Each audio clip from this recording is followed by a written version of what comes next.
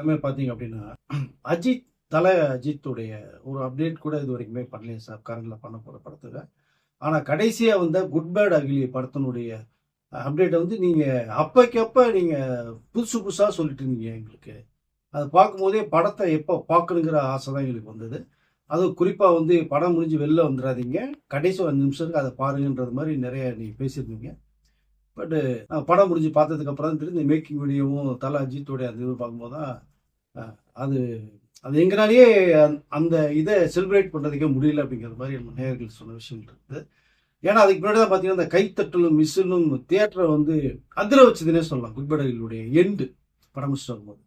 So அப்பப்ப அந்த படம் கரண்ட்ல இருக்கும் நிறைய விஷயங்கள் சொல்லியிருந்தோம். இப்ப கிட்டத்தட்ட 1 வருடமாக வந்து அஜித் அவர்கள் வந்து கார் ரேஸ் போனதுனால, நம்ம அதான் 2வது அவருடைய ஏகே 64 வந்து ப்ரீ புரொடக்ஷன்ல ஆதிக் ரவிச்சந்திரன் ஸ்கிரிப்ட் வைஸ் எல்லாமே முடிவு பண்ணி வச்சுட்டாரு.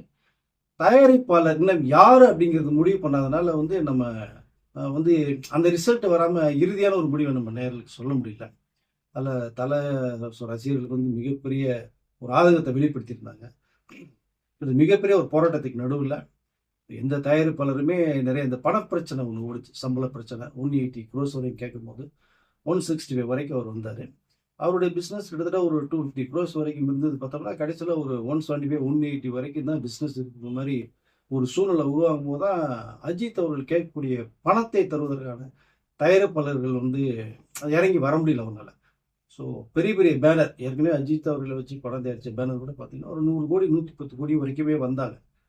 இப்போ அப்படி இருக்கும்போது அஜித் அவர்கள் அந்த சம்பளத்துல இறங்கி வராம போனது தான் நிறைய தயாரிப்புகள் வர முடியல. நான் குட் பை டாக்லி முடிச்ச உடனே அதனுடைய விநியோகஸ்தர் பார்த்தீங்கன்னா, ரோபி பிக்சர்ஸ் ராகுல் அவர்கள்லாம் உடனடியா படம் பண்ணணும்னு சொல்லி ரொம்ப ஆசைப்பட்டு அஜித் அவர்கள் டேட்லாம் இருந்தது. நவம்பர் மாசமே 2025 நவம்பரே பிளான் பண்றது மாரி இருந்தது. அஜித் சார் இங்க வந்திருந்தார். பட் ஆனா இந்த சம்பள பிரச்சனை வரும்போது அவர்னால ஒண்ணும் முடியல. நானும் வட்டிக்கு தான் வாங்கிலாம் பண்ணணும் சார் அப்படின்னு நிறைய விஷயங்கள் பேசும்போது, அது அப்படியே கொஞ்சம் ஆஃப் ஆச்சு. அப்புறம் திரும்பி ஜனவரி மாசம் கார் ரேஸுக்கு போயிட்டார். போயிட்டு அதுக்கப்புறம் எப்படி பண்ணலான்னா, இங்க ஆதிக் ரவிச்சந்திரன் ஃபுல்லா வெயிட் பண்ணிட்டு இருக்காரு. எப்படி இருந்தாலும் அஜித் சார் வந்து கதைய கேட்டாரு. ஏன்னா, ஏன் ஆதிக் வெயிட் பண்றாரு, கமிட்மெண்ட் எதுவும் போல அப்படின்னா, குட் பை அகிலியுடைய ப்ரொடியூசர் மைத்ரி மூவி மேக்கர்ஸ் கூட பார்த்தீங்க அப்படின்னா, அஜித் அவர்கள வச்சு அடுத்த படம் பண்றதுக்கு ரெடியா இருந்தாங்க. அப்போ டைரக்டர் மட்டுமே பார்த்தீங்கன்னா, தெலுங்கு டைரக்டர் அவங்க சொன்னாங்க. அது வந்து அஜித் சாருக்கு உடன்பாடு இல்ல. என்னன்னு கேட்டா, எனக்கு குட் பை அகிலி இருக்கும்போதே ஆதிக் ஒரு கதைய சொல்லிட்டாரு. எனக்கு ரொம்ப பிடிச்சிருந்தது. அடுத்த படத்துக்கு நீ தான் டைரக்டர் அப்படிங்கிறத ஆதிக்கிட்ட நான் ப்ராமிஸ் பண்ணிட்டேன். ஸோ அப்படி இருக்கும்போது நான் வேற ஒரு டைரக்டர் வச்சு பண்ணோம்னா, அது நம்ம சொல்லியாச்சு, வாக்கு குடுத்தாச்சு நல்லா இருக்காது. அப்படிங்கிறதுனால மைத்ரி மூவி மேக்கர்ஸுடைய அவங்க நிறுவனம் தயாரிக்கக்கூடிய அடுத்த கமிட்மெண்ட்டோட வந்து அஜித் சார் பண்ணாம போனார். நான் ஆதிக்கு நம்ம ஒரு வார்த்தை நம்ம சொல்லிட்டோம் அப்படிங்கிற ஒரே நோக்கத்துல. பட் ஆனால் கிட்டத்தட்ட 1 வருஷத்துக்கு மேல ஓடிடுச்சு. சுரேஷ் சந்திராவும் நிறைய தயாரிப்பாளர் நம்ம இங்க இருக்கிற ஏஜிஎஸ் நிறுவனம்கிட்டலாம் பேசின விஷயங்கள் இருக்கு. அவங்க படம் பண்றதுக்கு ரெடியா இருந்தாங்க. ஆனாலும் அவங்க வந்து ஒரு 100 கோடி வரைக்கும் தான் சம்பளம் அப்படிங்கிற மாரி வந்தது. 2வது விஸ்வாசம் பண்ண அந்த டைப் சத்யஜோதி ஃபிலிம்ஸ் கூட வந்து அஜித் பண்ணலாம் சார். சம்பள பிரச்சனை தான் கொஞ்சம் அதிகமா இருக்கு. அப்படிங்கிற மாரி அவர்களும் சொல்லி படம் பண்றதுக்கு தயாரிப்பாளர் இருந்தும், இந்த ஒரே ஒரு ரெமுனரேஷன் பிரச்சனைனால எல்லாமே வந்து பேக் அடிச்சாங்க. இறுதியா சுரேஷ் நரவன் நிறைய பிசினஸ் மேன்ட்டலாம் கூட போய் பேசப்பட்ட சில தகவலும் வந்துச்சு நமக்கு கதை. பட் அவர்களுக்கு இது புதுசு. அதனால அவர்களும் யோசிக்க ஆரம்பிச்சாங்க. கடைசியா என்னடா ஒரு பெரிய அல்டிமேட் ஸ்டார் அவரு தல. பட் ஏன் இந்த ஒரு விஷயத்தினால இவ்வளோ லேட் ஆகுது அப்படின்னு யோசிக்கும் போது தான் இது இருக்க இருக்க வந்து ஏன்னா விஜய் அவர்கள் வந்து ஜனநாயகன் படத்தோட கடைசி படம்னு சொல்லி அரசியலுக்கு போனாங்க. சிஎம் ஆயிட்டாங்க. இப்போ அவருக்கு ஈக்குவலா அந்த போட்டியா இருந்தது விஜய் அவர்கள் மட்டும்தான். ஏன்னா எம்ஜிஆர், சிவாஜி, ரஜினி, கமல் அதுக்கடுத்து விஜய், அஜித் அப்படிங்கிறதா இருந்தது. இப்போ அவர் இல்லாதனால பார்த்தோம்னா விஜய் அவர்கள் சம்பளம் ஒரு படம் ஹிட் ஆகி ஏற்றோம்னா அஜய் சாரும் ஏற்றிட்டே இருப்பாங்க. 10 கோடி 15 கோடி அப்படின்னு அப்படிதான் ஏறி நிறையா வந்தது.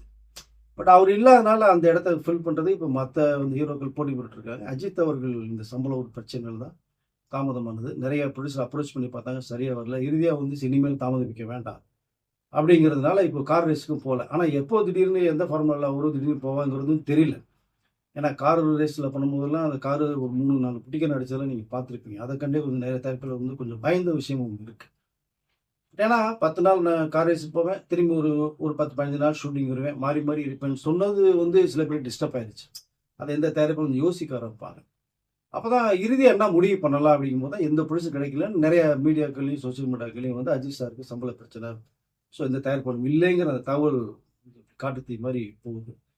இதை இதை கேட்ட அஜித் சார் நம்ம ஒரு முடிவு பண்ணலாம்னா. ஆனால் இதுக்கடையில் நீங்கள் பார்த்தீங்க அப்படின்னோம்னா ஒரு ஒரு ஃபாரினர்ஸ் என்ஆர்ஐ ஃபண்டு கூட ஒருத்தர் வந்து பண்ணிட்டு அமௌண்ட் என்ன காப்பியோ நான் ஃபர்ஸ்ட் காப்பி இதில் தர்றேன், உங்கள் ரெமினேஷன் எல்லாமே இல்லாமல் நீங்கள் படம் பண்ணுங்க, வர ப்ராஃபிட்டில் பண்ணிக்கலாம். அதுக்கு கூட அஜித் சார் ஓகே சொன்னதாக ஒரு தகவல் இருக்கு. ஸோ என்ஆர்ஐ பார்ட்டி உட்கார வச்சுட்டு இவருடைய தலைமையில் பண்ணலாம் அப்படின்ட்டு. பட் அதுவும் கொஞ்சம் காலதாமதம் ஆயிடுச்சு கடைசியில். அப்போ என்னதான் பண்ணலாம் போது அவர் வழியில் நம்மளே படம் பண்ணுவோம். ஏன்னா 180 crores வரையும் தான் பிஸ்னஸ் இருக்குங்கிற அது வந்து கன்ஃபார்மான ஒரு தகவல் வந்துருச்சு அஜித் சார். அப்போது நம்ம சொந்த படம் பண்ணோம்னா அது வந்து பட்ஜெட்டில் வேணும் போட்டுக்கலாம், சம்பளத்தை நோட் பண்ணிக்கலாம். அது ஒன்றும் வெளியில் ஒன்று யாரும் தெரிய போகிறதில்ல பெருசாக. அதை நோக்கி தான் அந்த கதைக்கு யார் வேணும் போது மோகன்லால் வந்து உள்ள என்ட்ரி ஆகிறார். அப்போ மோகன்லால் வந்து அஜித் கூடயே வரக்கூடிய ஒரு கேரக்டர், பட் பவர்ஃபுல் ரோல் அது. அப்போ அவர் 25 crores வரைக்குமே சம்பளம் வந்து கேட்கப்பட்ட விஷயம். அப்போ 25 crores வரைக்கும்னா பட்ஜெட் இருக்குது. பிஸ்னஸ் என்ன இருக்கும்போது 250 crores இருந்தது வந்து அப்படியே 170 180 வரைக்கும் வந்துருச்சு. 190 வரைக்கும் மேக்ஸிமம் போகிறது மாதிரி இருக்குது. அப்போ இதுக்குள்ளே பண்ணணும் அப்படின்னா 25 crores மோகன்லாலுக்கு போனோம்னா அப்போ நமக்கு வந்து மற்ற technician, artist, hero, heroine, shooting days அது எவ்வளோ நாள் போகணும்னு தெரியாது. அது 60 நாள் போகுமா 100 நாள் போகுமான்னு தெரியல. அது ஒரு விஷயம். அப்போ இதெல்லாம் கூட்டி கழிச்சு பார்த்தோம்னா கிட்டத்தட்ட ஒரு 100 கோடிக்கு மேலே வர்றது மாதிரி இருக்குது. அப்போ அஜித் சாரோட சம்பளம் ஒன்று இருக்குது. இப்போ வந்து எடுக்கலை, ஆனால் பட்ஜெட்டில் போடுறாங்க. அப்போ ஒன்றும் சரி மோகன்லால் சார் வேண்டாம் அப்படிங்கிற மாதிரி அவர் டிசைட் பண்ணுறாங்க. அவரும் ஓகே நீங்கள் சம்பளத்துக்கு ஓகேனா இல்லைன்னா பார்க்கலான்ட்டு அவரும் போயிட்டார். ஏன்னா இப்போது இங்கே கேரளாவில் மம்முட்டி மோகன்லால் தான் சூப்பர் ஸ்டார். பட் அந்த இண்டஸ்ட்ரியில் வந்து அவருக்கு அதிகபட்ச சம்பளம் ஒரு 20 கோடி வரைக்கும் தான் வருது, 15-20 கோடி தான். பட் அது வந்து சின்ன இண்டஸ்ட்ரி அது. பட் அதுவே பெரிய அமௌண்ட் ஆகி. பட் இங்கே பண்ணும்போது பேன் இண்டியா ஃபிலிமாக பண்ணுவீங்க, பிஸ்னஸ் அதிக லெவலில் இருக்குன்னு சொல்லி அவர் அந்த அமௌண்ட் கேட்கப்பட்டது. அவர் சம்பள பிரச்சனையில் மோகன்லால் சார் இப்போ இல்லை. இப்போ தான் நம்ம ஒரு ஹீரோ எந்த அளவுக்கு சம்பளம் கேட்டால் தயாரிப்பாளர்களுக்கு அந்த வழி இருக்குங்கிறது இப்போ தான் இந்த பட்ஜெட்டை போட்டு தயாரிக்கும் போது தான் சில விஷயங்கள் தெரிய வருது. இந்த மோகன்லாலுக்கு முன்னாடி பார்த்தீங்க அப்படின்னா சத்யராஜ் தான் அந்த ரோலில் பண்ணுறது மாதிரி இருந்துச்சு. ஏன்னா ஏற்கனவே சத்யராஜ் வந்து நிறைய விஜய் அவர்கள் வந்து ரொம்ப விமர்சனம் பண்ண விஷயங்கள் நிறையா இருக்குது. முதலமைச்சர் பிறகு வந்து அவர் பேசுகிறதா ரொம்ப மோசமாக இருந்தது. அது அஜித் சாருடைய நாலேஜுக்கு போயிடுச்சு. என்னதான் இங்கே சினிமாவில் விஜய் அவர்கள் அஜித் போட்டி இருந்தால் கூட நிஜத்தில் வந்து ரொம்ப ஃப்ரெண்ட்ஷிப், ஸோ ஃபேமிலி ஃப்ரெண்ட்ஸ் வர. இப்போ சத்யராஜ் அது பேசுறது வந்து அஜித் சாருக்கு உடன்பாடு இல்லாதனால சத்யராஜ் வேணாங்கிற முடிவுக்கு எடுத்தாங்க. அப்புறம் தான் மோகன்லால் வந்தார். இப்போ மோகன் சம்பள பிரச்சனை இல்லை. அந்த கேரக்டர் யார் பண்ண போகிறான்னு தெரியல. பவர்ஃபுல் ரோல், ஒரு மெயின் ஆர்டிஸ்ட் பண்ணால் தான் நல்லாயிருக்கும். ஸோ இப்போ இது என்ன பண்ணலாம் போது தான் டக்குன்னு சரின்னு சொல்லி ஒய்ஃபில் ஷாலினி பேர்லேயே வந்து ஓன் ப்ரொடக்ஷன் ஸ்டார்ட் பண்ணிக்கலாம். இது நிறையா தவிர நம்மளும் பேசியிருக்கோம். அஜித் சார் கடைசியாக ஓன் படம் தான் பண்ண போகிறாங்க, அவருடைய தயாரிப்புலங்கிறது சொல்லி தான் இப்போ கிட்டத்தட்ட அதான் நிறைவேறிச்சு. டேர் டெவில் அப்படிங்கிறத டைட்டில் வச்சுருக்காங்க. இது வேண்டிய வேலைகள்லாம் ஆரம்பிச்சாச்சு. இப்போது ஆர்டிஸ்ட் யார் யாருங்கிற அந்த வேலைகள் போயிட்டுருக்கு. டெக்னீஷியன் அதர் டெக்னீஷியன் வருது. ஸோ மோஸ்ட்லி இது வந்து நெக்ஸ்ட் செப்டம்பர் அக்டோபருக்குள்ளே ஷூட்டிங் ஸ்டார்ட் பண்ணுற மாதிரி ஒரு வேலைகள் இருக்குது. நெக்ஸ்ட் இயர் படம் ரிலீஸ் பண்ணுற மாதிரி. ஸோ இப்படிப்பட்ட ஒரு சூழ்நிலை தான் அஜித் அவர்கள் வந்து சொந்தமாக தயாரிக்கணும்னு சொல்லி ஒரு முடிவு எடுத்து டேர் டெவில்னு இப்போ வந்து அந்த படங்கள் ஆரம்பிச்சிருக்காங்க. ஆனால் இது ஏன் தயாரிப்பாளர்கள் வந்து சம்பளத்துக்கு உள்ளே வரல அப்படின்னா, இந்த ஓடிடி ரைட்ஸு அது பிஸ்னஸ்ங்கிறது வந்து ரொம்ப ரொம்ப ஹெவியாக இருந்தது முன்னே. சேட்டலைட்டு ப்ளஸ் ஓடிடி அப்படிங்கிறது. இதில் வந்து இன்னொரு எக்ஸாம்பிள் எடுத்துட்டோம்னா எஸ்.எஸ். ராஜமௌலி இருக்கிற மகேஷ் பாபு பண்ணக்கூடிய வாரணாசின்னு ஒரு படம், கிட்ட 1500 கோடி ரூபாய் பட்ஜெட் தயாரிக்கக்கூடிய ஒரு படம் வந்து நெக்ஸ்ட் இயர் ரிலீஸ் ஆகுது. இப்போ அது ஓடிடி பார்த்தோம்னா கிட்டத்தட்ட ஒரு 600-700 கோடிக்கு மேலே ஒரு பிஸ்னஸ் ஆகுங்கிற மாதிரி ஒரு கணக்கு பண்ணி வச்சுருந்தாங்க. பட் ஆனால் இல்லை, ஒரு 230-40 கோடி வரைக்கும் தான் பிஸ்னஸ் ப்ளஸ் பண்ணுறதா ஒரு தகவல். அப்போ அப்படியே எதிர்பார்த்ததோட கிட்டத்தட்ட ஒரு 1/3 தான் பிஸ்னஸாக இருக்கும்போது அவங்க ரொம்ப ஆஃப் ஆனாங்க. அப்போ இங்கேயும் வந்து ஓடிடி ரைட்ஸ் தான் முன்ன வந்து கண்ணை முடிட்டு வாங்கின விஷயங்கள் நிறைய இருந்தது. ஆனால் சில படங்களுடைய தோல்வி இதெல்லாம் பார்க்கும்போது பார்த்தோம்னா ஓடிடியில் வந்து ரொம்ப ஸ்ட்ரிக்ட் ஆர்டர் போட்ட விஷயங்கள் நிறையா இருக்குது. இவ்வளோதான். இல்லைன்னா நீங்கள் தியேட்டர் ரிலீஸ் பண்ணுங்கள், படத்தினுடைய ரெஸ்பான்ஸ் எந்த அளவுக்கு ஹிட் ஆகுது அப்படிங்கிறத பார்த்துட்டு நம்ம ஓடிடி வாங்கலாம் அப்படிங்கிற விஷயத்துக்குள்ளேயும் போனாங்க அவங்க. இப்போ சேட்டலைட்டு அதே மாதிரி தான் போச்சு. இப்போ மிகப்பெரிய அளவில் இருந்த பிஸ்னஸ் வந்து இந்த சூழ்நிலை ஓடிடி அவர்கள் இறங்குனதுனால இதனுடைய அந்த பிஸ்னஸ் வியூ வந்து கொஞ்சம் கம்மியாகுது. தயாரிப்பாளர்கள் அங்கே தான் யோசிக்க ஆரம்பித்தேன். அதனால தான் அவர் கேட்ட 180 165 வரைக்கும் தர முடியாத சூழ்நிலைக்கு போச்சு. அதான் so main reason OTT satellite அப்படிங்கிற அந்த பிஸ்னஸ் வந்து டோட்டலாக டவுன் ஆனதுனால அவளை பார்த்துட்டு பண்ணிக்குவோம் அப்படின்ட்டாங்க. அப்போ முன்னாடியே இவங்க பட்ஜெட் போட்டு ஹீரோ படம் தரதா இருந்தால் இந்த ஓடிடி சேட்டலைட்டை வச்சு தான் ஒரு கனெக்ட் பண்ணி பண்ணுவாங்க. இப்போ அது இல்லை அப்படிங்கும் போது வந்து கம்மியாகும் போது யோசிக்க ஆரம்பித்தாங்க. அதனுடைய விளைவு தான் தயாரிப்பாளர்கள் வந்து அந்த ரெமினேஷன் குறைக்க பார்த்தது. பட் அதுக்கு அஜித் சார் உடன்படுறதுனால தான் இப்போது அவங்களோட ஒய்ஃப் பேரில் படம் வந்து ஆரம்பிச்சிருக்காங்க. டேர் டெவில்னு சொல்லி ஓன் பேனர் அது ஆரம்பிக்கப்படுற தகவல் சொல்லியிருக்கேன். இப்போ இது ஒரு பக்கம் இருக்க, அந்த ஃபார்முலா 1 அப்படிங்கிற அந்த ஒரு இங்கிலீஷ் படம் மாதிரி ஒரு படம்ங்கிறது அவருடைய நீண்ட நாள் ஆசை. ஆனால் இப்போ இதுக்கே தயாரிப்பாளர்கள் போது அதுக்கு கண்டிப்பாக அதுக்கு வாய்ப்பு கிடையாது. நான் கார் ரேஸில் ஒரு 3-4 குட்டிக்கர் நடிச்சதெல்லாம் நீங்கள் பார்த்துருப்பீங்க. அதெல்லாம் பார்த்து ப்ரொடியூசர்ஸ்லாம் கொஞ்சம் மைண்ட் ஆஃப் ஆச்சு அவங்களுக்கு. ஏன்னா அது ஒரு 10 நாள் தருவேன், இது ஒரு 10 நாள் தருவேன் அப்படின்னு சொல்லும்போது அது கொஞ்சம் டிஸ்டர்ப் ஆச்சு அவங்களுக்கு. அதில் வந்து உடன்பாடு இல்லை. பட் அதே இது என்னன்னா, அங்கே டக்குன்னு துபாய் கார் ரேஸில் இருக்கும்போது தான் இங்கே இருக்கிற டைரக்டர் விஜய் அவர்களையும் விஷ்ணுவர்தன் அண்ட் சிறுத்தை சிவா 3 பேரை வர வச்சு அங்கே வந்து அப்பைக்கப்ப ஷூட் பண்ணி அங்கேயே ஸ்பாட் எடிட் பண்ணி ஒரு ஒரு ஃபீச்சர் ஃபிலிம் மாதிரி ரெடி பண்ணாங்க. ஆக்சுவலாக அது பார்த்தோம்னா ஒரு டாக்குமெண்ட்ரி ஃபிலிம் மாதிரி தான் விஜய் அவர் வந்து ரெடி பண்ண. அங்கேயே ஸ்பாட்டில் டைலாக்லாம் எழுந்தது. விஜய் சார் சில டேட் கொடுத்து அந்த சில ஷார்ட்ஸ்லாம் எடுக்கப்பட்டு கிட்டத்தட்ட ஒரு 2 ஹவர்ஸ்க்கு மேலே பண்ணுறது மாதிரியான 2.5 ஹவர்ஸ் கிட்ட வருது மாதிரி ஒரு தகவல் வருது. கிளாடியேட்டர் அப்படிங்கிற டைட்டில் வச்சு.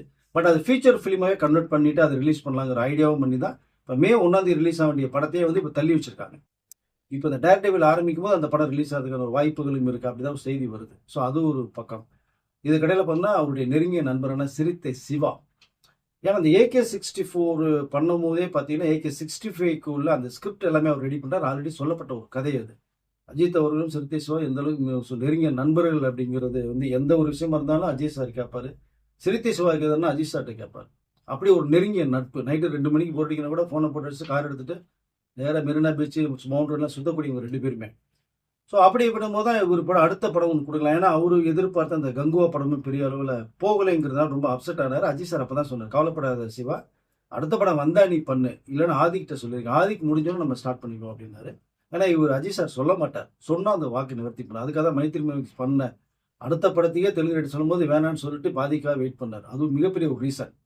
இப்போ சிறுத்தை சிவா வெயிட் பண்ணார். இப்போ கிட்டத்தட்ட இந்த AK64 ஆதிக்கு முடிஞ்சோன்னு AK65 வந்து சிறுத்தை சிவாவும் அஜித்தும் பண்ணுறது மேலே ஒரு தகவல் வந்திருக்கு. அது ரொம்ப அருமையான ஒரு கதை. எப்படி வீரம் வேதாளம் விவேகம் விசுவாசம் கொடுத்தாரோ வீரம் வேதாளத்தெல்லாம் விட ஒரு அருமையான ஒரு ஸ்கிரிப்டாக ரெடி பண்ணியிருக்காரு. சிறுத்தை எந்த அளவுக்கு சூப்பர் டூப்பர் டச்சுன்னு தெரியும் உங்களுக்கு. ஒரு சென்டிமெண்ட், ஆக்ஷன், ஹியூமர் எல்லாமே இருந்தது. டோட்டலாக ஒரு மிக்சடாக ஒரு கதை சொல்லும்போது அஜித் சாருக்கு அந்த படம் ரொம்ப அந்த கதை பிடிச்சிருந்தது. ஓகே நம்ம பண்ணலாம் போது சன் பிக்சர்ஸ் நெட்வொர்க் பண்ணுறது மாதிரி ஒரு தகவல். ஏன்னா சன் பிக்சர்ஸில் வந்து அஜித் சார் வரைக்கும் படமே பண்ணலை. அப்போது அது பண்ணலாங்கும் போது தான் கொஞ்சம் அவங்க அடுத்து இப்போ டிசி ஒரு சூப்பர் டூப்பர் ஆனதுனால அதே சேம் லோகேஷ் கனகராஜை வச்சும் அருண் மாத்தேஷன் வச்சு அடுத்த படத்துக்கு போகிறாங்க இமிடியட்டாக. இப்போ இந்த கேப்பில் யார் பண்ணலாம் போது தான் இப்போதைக்கு வந்த தகவல்கள் ஐஸ்வரி கணேஷ் அவர்கள்கிட்ட அஜித் ஹீரோ, சிறுத்தை சிவா டைரக்ஷன், ஐஸ்வரி கணேஷுடைய கம்பெனி வேல்ஸ் ஃபிலிம் இன்டர்நேஷனல் தயாரிக்கலாங்கிற ஒரு முடிவு எடுக்கப்பட்ட அந்த ஒரு ப்ராசஸ் ஒன்று போய்கிட்டு இருக்கு இப்போ இது. ஸோ நேரில் நம்ம நிறைய அப்டேட் வேணும்னு கேட்டீங்க. ஸோ முடிஞ்சவரைக்கும்